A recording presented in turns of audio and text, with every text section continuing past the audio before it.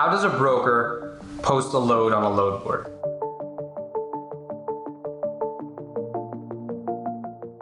Hey, this is Lewis from Freight Broker Mentor, and in this video, we're going to do an inside look on how a broker posts a load on a load board. Now, I'm going to take you actually into my computer, into my load board account, so that you can see what the click path looks like, what all the information means, and exactly how you post a load if you receive one from a shipper. Now, the platform that I'm going to demonstrate on is called DAT Power. This is the only load board that I recommend. It's the only load board that I use in my brokerage. And if you're interested in trying that out, if you're a new subscriber and join through our link in the description, you will receive the first month on me. So the whole first month is going to be free and let you try it out, get to know it a little bit, and see if it's going to work for your business model. Without any more delay, let's just get right into my computer screen so that I can show you exactly how a freight broker posts a load on a DAT board. All right, so now we are inside my actual DAT Power account. And now, I don't know if I mentioned this already, but we do carry the highest level of DAT, right? So that's going to be the Power account. So I'm going to be showing you how to use that version. But if you have another scaled down version of DAT, like DAT Express, the layout is very similar, if not identically the same. Okay, so the first thing that you have to understand is that when you are using a load board, although it is going to be a really powerful tool, and it's probably our primary way of covering 99% of our loads, you don't want to be completely reliant on load boards forever. The reason is load boards go down. Carriers that join load boards can be a little bit inconsistent because it's not all that difficult to join a load board. Load boards do have scams that you have to look out for that maybe we'll talk about in another video. All in all, you have to use load boards with the end in mind, and what the end is being able to have a core base of carriers that you can call for your most regular lanes. Now, for example, we have a load, I believe it goes from North Carolina to New Jersey, and every single week that we get that load, we call the same carrier to do it. Now, we originally found that carrier on a load board, right? So these are very, very useful tools, and they help you build your network over the long term. All right, so keep that in mind while you're using load boards. You don't want to rule them out.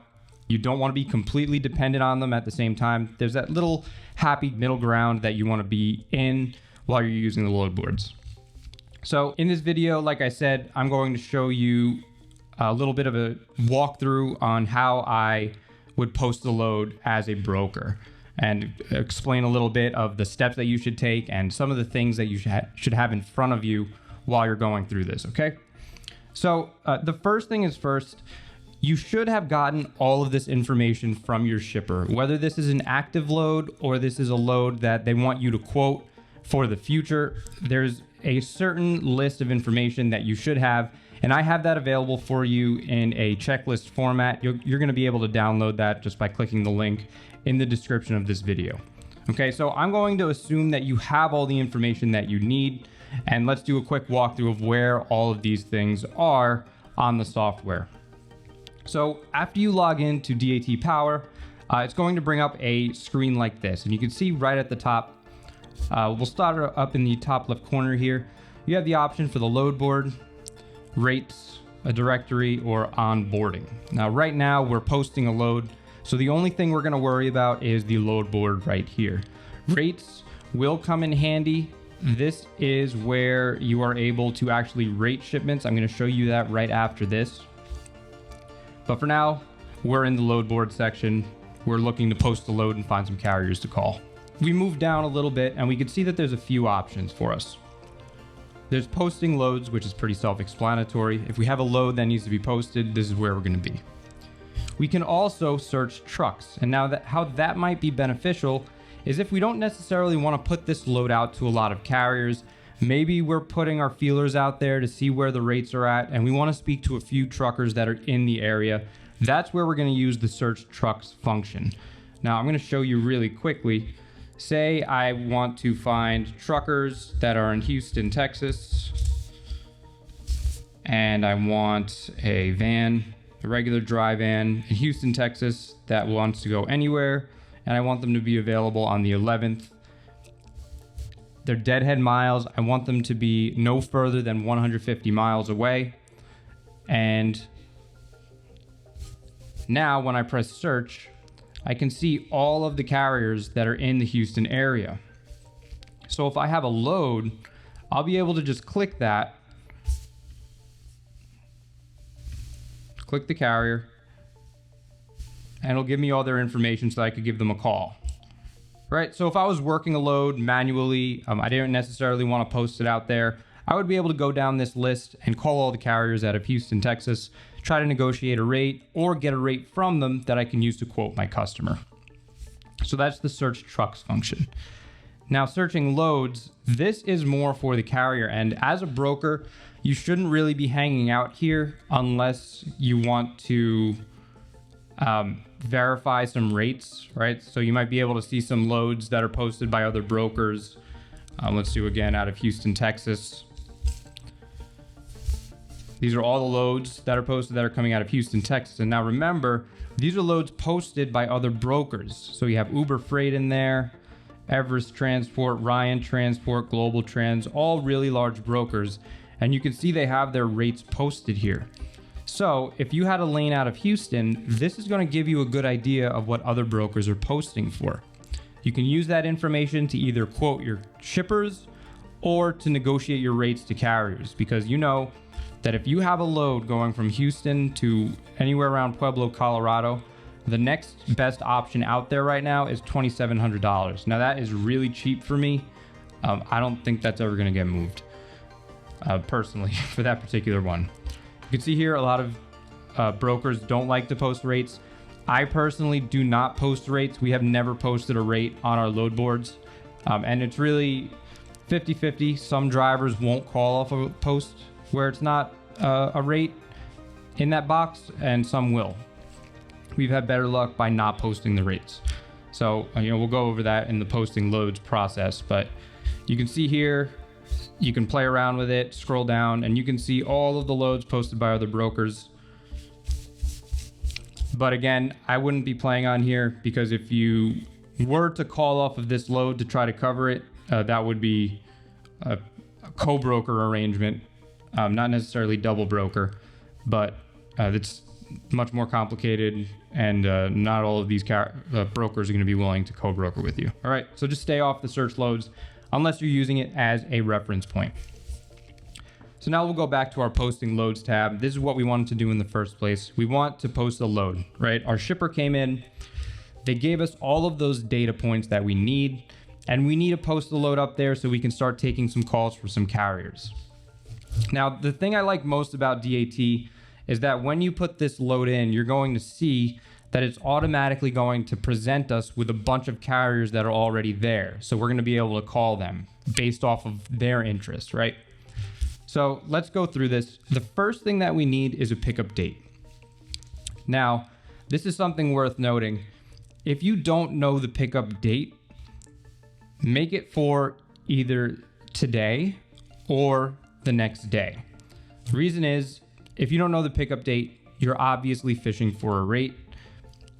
The best way to get a rate is by posting a load that is moving in the very near future, right? A lot of these dry van carriers don't plan anything past 2 or 3 days. They can't, or they're already booked up. So you're not going to get any calls.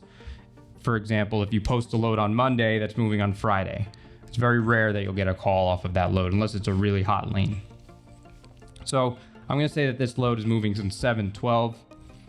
And we're going to move over to the next box. You don't necessarily need to put the pickup times. I actually wouldn't, because if there's any room for flexibility, by putting the pickup time, you're going to be limiting the carriers that will call you. Let me give you an example. Say a carrier is unloading at 2 p.m. and your shipper has a really urgent load that's moving, but the warehouse only says that they will load until 2:30. It'll be really difficult for that carrier to make a 2:30 p.m. pickup if they're getting unloaded at 2 p.m. But remember, we said this is an urgent load. We can probably get that warehouse to wait an extra hour or two for that driver who's gonna pick it up today. If we put the times in here from 12 to 2 p.m., that carrier who's unloading at 2 isn't gonna call us. And we will never have the chance to make that arrangement with the shipper, right? So a lot of the information in here, you wanna be a little bit vague because transportation and logistics is all about flexibility. As long as there are humans involved with this process, there are always going to be margins of error, things that we miss, things that can be changed, right? Nothing is really set in stone in this industry. So you want to leave room with flexibility where you can. That's why I don't like putting the rate in these postings. So don't put a pickup time. Next is the origin. You should have the origin. This is where it's coming out of, and I'm going to tell you a little trick that we do. So Houston, Texas is a big shipping hub. There are a lot of loads that come out of Houston, Texas on a daily basis. They're all going all over the world. There's a big port in Houston. New Jersey, there's a big port. You know, a lot of freight leaves these areas. You might be in the position where you have something that is in a very undesirable area, like Reno, Nevada, for example. If we pull up Reno, Nevada on the map, see where this is. That's not really that favorable, right? It's in the middle of the desert. You got to go through all this park area and not really a lot going on out in Reno, Nevada. What we will do if we have an origin that is not so great is we'd pick a city that is next closest to it. So we can see Reno, Nevada to Sacramento. We can see how many miles that is. That's only 130 miles away, right? So if somebody's in Sacramento, which is a much bigger city, we can have them deadhead over to Reno, Nevada for a little bit extra money. So if you have a city that is really off the beaten path, sometimes it's worth it to post that your load's coming out of a different one. And then when the driver calls, that's going to be the first thing that you say, right? You're going to say, actually, it's coming out of Reno, Nevada. It's about 130 miles away from your location. Would that be okay if we could get you money for deadhead? Okay, so that's just a little trick with the origin. Otherwise, it's very self-explanatory. We're just going to put the city that it's coming out of. For destination, this is obviously where it's going. Now, obviously, you might have a situation where you have a multi-stop drop-off. So that might be 3 drops, 2 drops, 5 drops, whatever it is. So for the destination, you're going to want to put the end destination. This is the last place that the driver is going to be before they make that delivery. And now let's just because I'm from New Jersey, let's make this go to Newark, New Jersey. It's a 1,600-mile trip. Now, the really cool thing about DAT, which is why it's my favorite and the only one that we use exclusively at our brokerage, is because it includes this really useful information right here. We'll dive into this in just a second. So, next here you can see it asks you for your dock hours. Remember, we're looking for flexibility here. We don't want to rule out any possible options, especially with the driver shortage. You really can't afford to be eliminating drivers from your carrier pool. If you can make it work, you have a responsibility to do that for your shippers. Next, we're going to go on to the truck. You can see here there are a bunch of truck types. They used to not give the full description next to the abbreviation, but now luckily they do. So this is just a regular dry van load. So we're going to type in van and we can see all the different types of vans that they have. We're just going to click a standard van. Now, you have the option to say whether you have a full load or a partial load. So let me describe what that means. When a customer orders a dry van to pick up something somewhere and deliver it somewhere, they are implying that they want to book the entire truck for their load. What happens is when the truck gets loaded, they will usually be sealed by the shipper so that they can't be opened again. And if it is opened, the seal is obviously going to be broken, and then there's going to be some evidence of tampering. So that's a whole nother issue to address. Unless it's specified by your shipper that they will accept a partial reservation, you always want to make sure this full truckload box is selected. In the case of a partial pickup, what that means is that the driver is allowed to pick up multiple shipments to deliver on their route. So if a driver's trying to get from New Jersey to California and they have a partial posting up, what that means is they're going to start in New Jersey, and as they drive across the country, they're going to pick up multiple loads that are going to deliver into California. From a safety standpoint, there is concerns about this because this means that multiple times that truck is going to have to be opened and the freight in there is going to have to be handled. Forklifts that you don't know and that you are not liable for, well, you will be, are going to be handling freight that is your responsibility. And you do not want that unless you get that explicit permission that this can move as a partial load. We've had situations where drivers would advertise themselves as full and actually be partial carriers. And what they would do is they would tell us that the transit time of or something is whatever, 3 days. They would deliver in double that time. And when our customer would open the truck to take out their load, they'd see a bunch of different pieces of freight back there. We got in a lot of trouble when that happened because they don't know where their freight was, who was touching it, if it was unloaded. It was late on top of that, so we promised a delivery time and we couldn't fulfill that. So there's a lot of things to look out for. I don't recommend you play with partials unless you ask your customer and your customer is aware of the risks that come with it. And the risks are, of course, that the transit time is going to be much longer and you have a hard time guaranteeing that freight is going to be kept intact the entire time. It might be handled a few times from start to finish. This is not favorable as a broker when you're liable for the people that you hire and the decisions that you make. So there's a long rant for you, but we're gonna make sure that that box is marked full. Next is the length. The length is important because you have to make sure that the cargo is gonna fit in the truck. And now the way that you calculate the length, if you don't have it, is you take the number of pallets, divide it by 2, and multiply it by 4. And let me explain why. A pallet, a standard pallet at least, is 4 feet long. So if you have 4 pallets, you can fit 2 pallets next to each other on a truck. So 4 pallets will only take up 8 feet of a truck. So if you only need 8 feet of a truck, but you're getting a full load, you still want to put in 53. That's just the length of the truck that you want. Okay, if you're doing a partial, that's when you would say, all right, I only need 8 feet of your truck, or I only need 12 feet of your truck, if it's 3 pallets, whatever it is, right?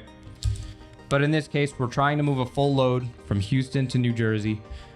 It's a full van, and we need a 53 footer. All right, that's easy. The weight.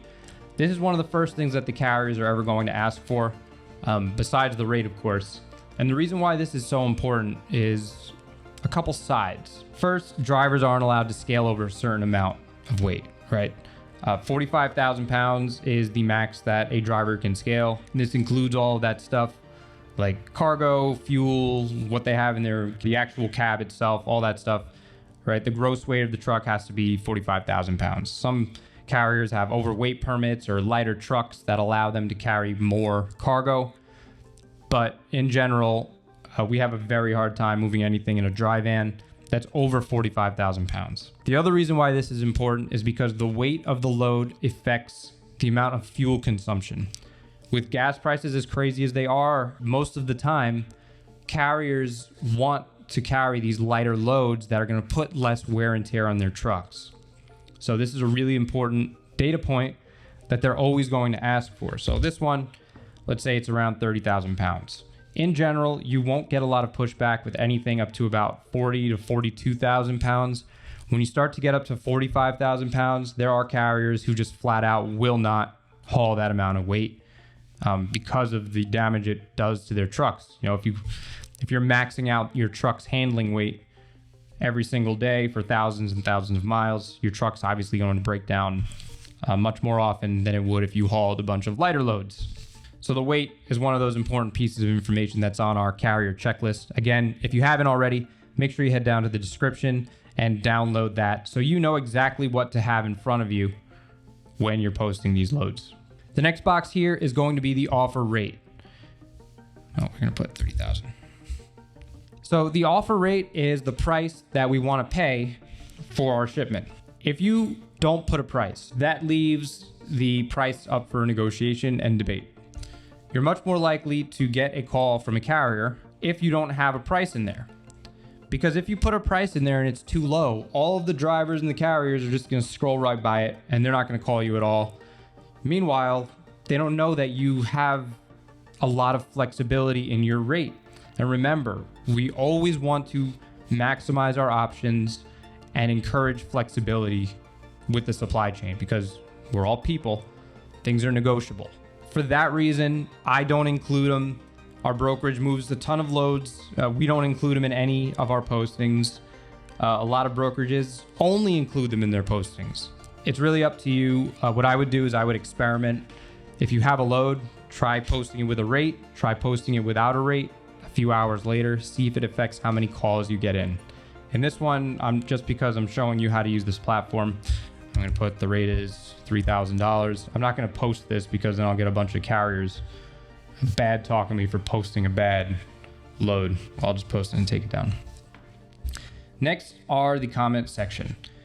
Now, when you go through my checklist that I referenced you downloading, there are sometimes cases where there are special comments that your shipper will give you to relay onto your carriers. One of those, for example, might be lift gate required or driver assist to tail.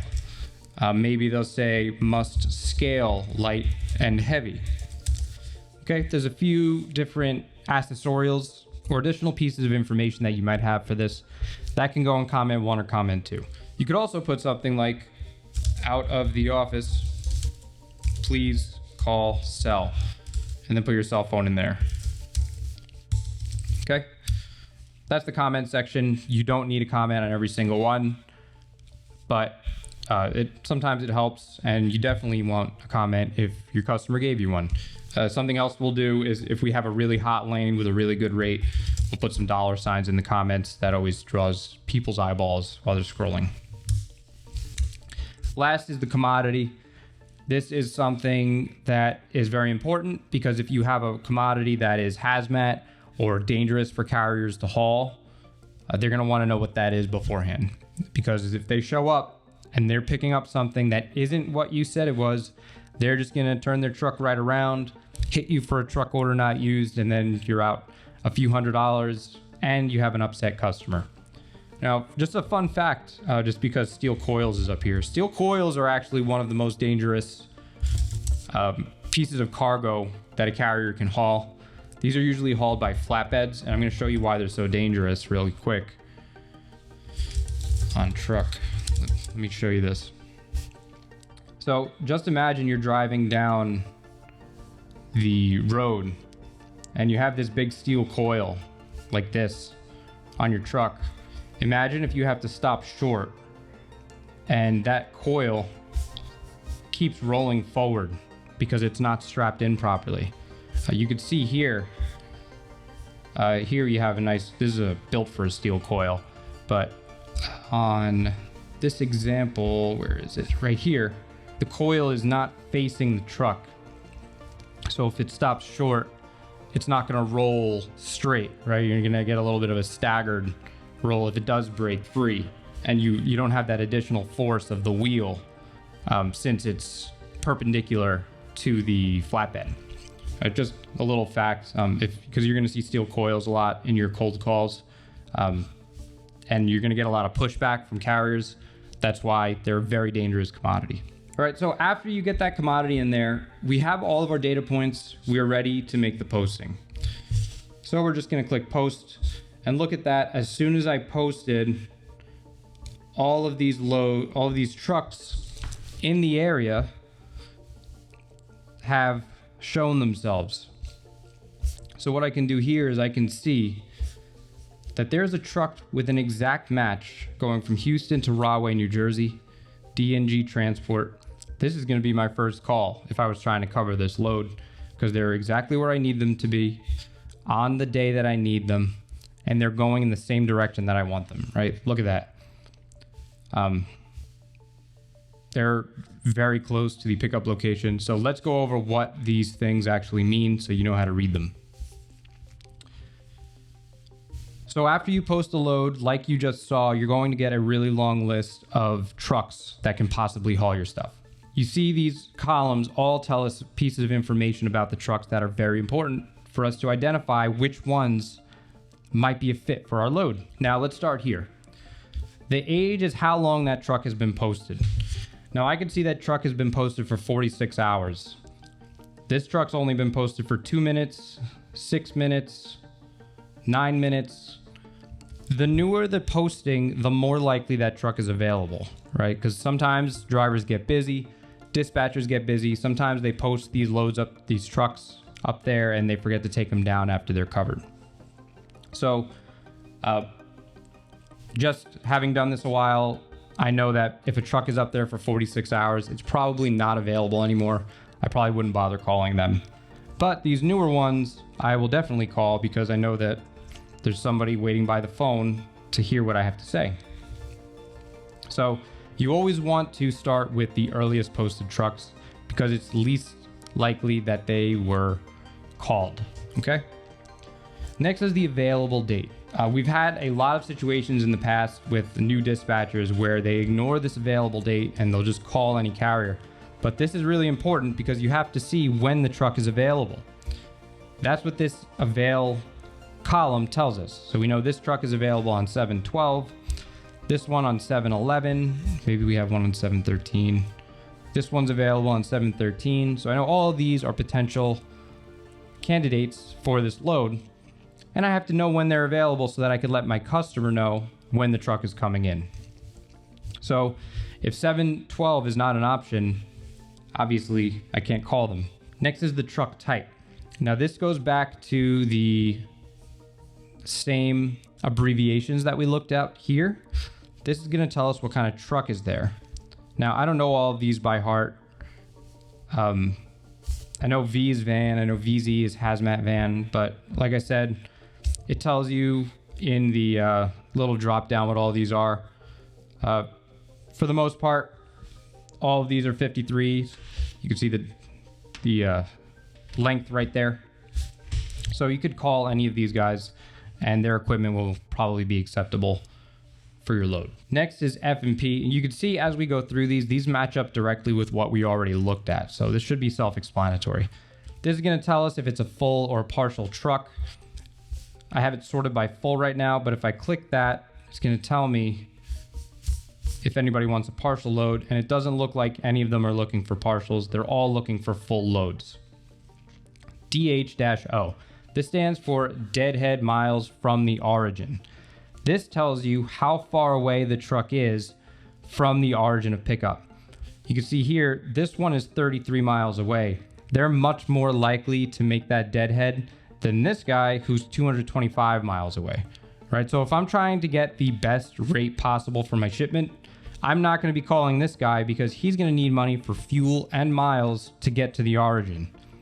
If I call this truck and give them a rate of, I don't know, 1600, that's not a real rate, and I call this truck with a rate of 1600, this truck is automatically going to need an extra $300 to $400 on top of that just to get to where it's picking up.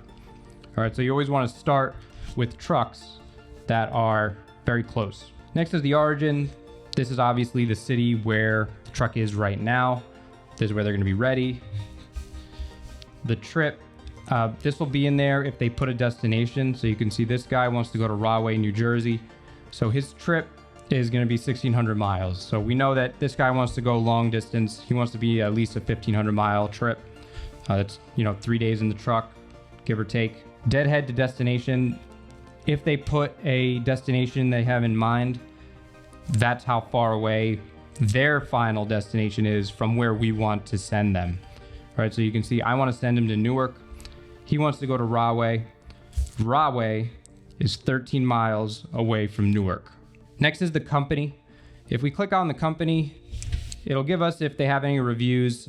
Not a lot of brokers review carriers on DAT, so I wouldn't rely on this so much as I would your initial phone interview with them. It'll give you their MC number so you can see if they are valid and they have all their licenses in order. And right next to that, you can see their phone number. Now, this is the phone number, obviously, that's on file with DAT, and you could call them and see if they were interested in your load. If this phone number doesn't work for whatever reason, you can always go on Google, search the internet, look at SaferSys, and see if there's any alternate numbers that are on file with the FMCSA. Now, the last few pieces of data points is the length, right? Remember, we said there's a 48-foot truck, there's a 53-foot truck. If you need a full truckload, you're probably looking for a 53. That's what this carrier has. Next is the weight. This is usually the max weight they're willing to haul. So this guy, you can see, remember I told you they like these lighter loads. This guy only wants to haul up to 38,000 pounds, where this truck will go up to 45,000 pounds. So make sure you keep that in mind as you're scrolling through and calling these carriers. If they don't meet your weight limit, it's not worth giving them a call. Look at this guy who could go up to 46,000 pounds. I don't know how he's doing that. And the last piece of information on this column is going to be the home point. The reason why the home point is important is because even though they might not want to go where you send them, if they're based out of that area and they could have a chance to go home for a weekend, they might accept that load. So this guy, look, his home is in New Jersey. That's why he wants to get back there. So I'm thinking to myself, you know, this load is a real perfect fit for this D&G transport because I know he's in Houston right now. He's ready on 7/12. That's when my load's going to be ready. He lives in New Jersey and my load's going to New Jersey. This looks like a home run for me as a carrier. As long as we could come to a rate, I would be very confident if this guy's still available that he's going to be taking this load, he or she. All right, and that is a full tour of how to post a load on DAT Loadboard and then how to work the board to determine which carriers you're going to call. I give you a full walkthrough of every single piece of information that you need in order to post these loads. And once again, make sure you download the carrier load post checklist that's in the description below.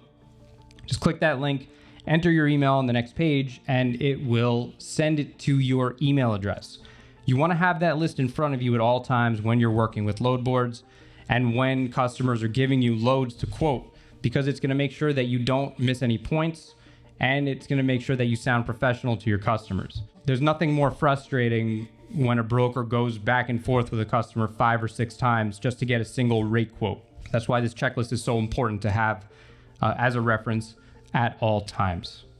So I hope you enjoyed this video. I hope that you take all of this information and use it the next time that you're posting a load on a load board. We went through all of the information that you need, and like I mentioned a few times in the video, if you want the checklist that shows you all of the data points that you need from your shipper so that you know what you're doing when you go into this program and you start this process, the link is right down below. Just head on to that page, enter your email, and I'll shoot you over a load board checklist so that you'll know exactly the information you need the next time you log into a load board trying to cover a load. Once again, I hope this helps. If this gave you any value at all, make sure you like this video so that it can go out to more freight brokers and help them learn. And make sure you follow this channel so that you don't miss any more of the freight broker knowledge and information that we post on a weekly basis. My name is Lewis, and again, until the next video, I'll see you soon.